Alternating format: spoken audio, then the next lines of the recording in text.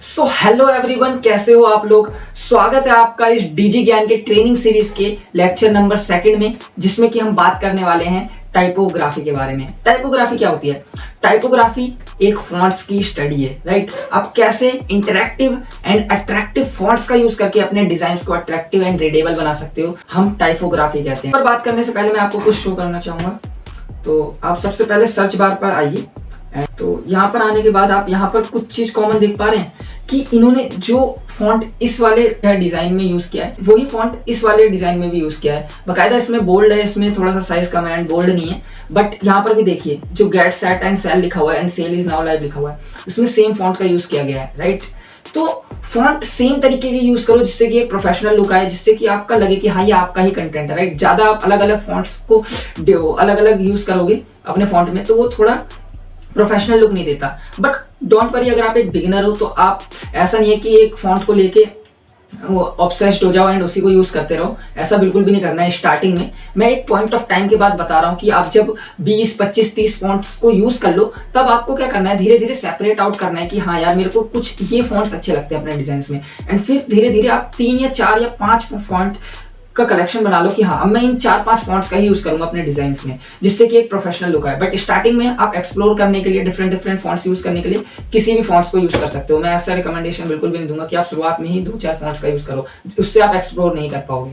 तो ये चीज आपको ध्यान रखनी है। मैंने आपको टाइपोग्राफी के बारे में बता दिया। अब मैं बताता हूँ कुछ अपने फॉन्ट्स जो मैं यूज करता हूँ अपनी डिजाइन्स में, और वो काफी ज्यादा प्रोफेशनल होते हैं। आप अपने डिजाइन्स में यूज करके देख सकते हो। एंड हाँ, इसका मतलब ये नहीं कि आपको खुद से एक्सप्लोर नहीं करना, फॉन्ट्स आप अपने तरफ से भी एक्सप्लोर जरूर करना।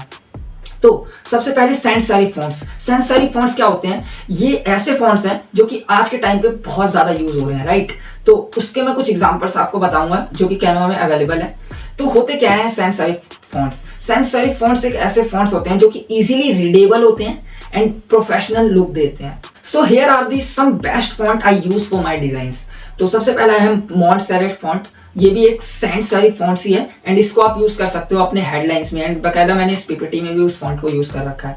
तो आप यहाँ पर देख सकते हैं, मैं थोड़ा जूम आउट कर देता हूँ। सब ये जो मॉन्ट सेरिफ की लाइन लिखी हुई है, इसमें मैंने मॉन्ट सेरिफ फॉन्ट यूज कर रखा है। जो लाटो है, लाटो फॉन्ट है, उसमें मैंने लाटो का फॉन्ट यूज कर रखा है। तो सब अपने ही फॉन्ट में लिखे हुए हैं। ओपन सेंस जो है, इसमें ओपन सेंस फॉन्ट का यूज हो रखा है।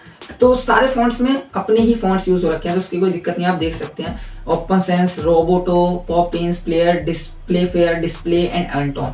तो ये सारे फॉन्ट्स का आप यूज कर सकते हो, काफी ज्यादा प्रोफेशनल होते हैं। एंटोन का यूज आप कैरोसेल पोस्ट में कर सकते हो। कैरोसेल पोस्ट किस तरीके की होती है मैं आपको दिखा देता हूँ। उसमें क्या होता है कि आपको बोल्ड फॉन्ट का यूज करना होता है। तो 3 मैंने आपको कैरोसेल पोस्ट के लिए फॉन्ट्स रिकमेंड कर रखे हैं। 7th नंबर पे है एंटोन, 8th नंबर पे है league Spartan and 9th number पे है लीग गॉथिक। तो these 3 fonts are highly usable for carousel post. तो कैरोसेल पोस्ट में इसका बहुत ज्यादा यूज होता है। मैं आपको दिखा भी देता हूँ, बहुत सारे लोग यूज करते हैं। फॉर एग्जाम्पल, ये एक फ्रीलांसर है एंड इन्होंने मे बी शायद एंटोन फॉन्ट का यूज कर रखा है, राइट, अपने इस डिजाइन्स में। तो आप देख सकते हो कितना ज्यादा अट्रैक्टिव लग रहा है। एंड बोल्ड फॉन्ट आपको लेना पड़ेगा ताकि कैरोसेल पोस्ट में एक अट्रैक्टिव लुक आए।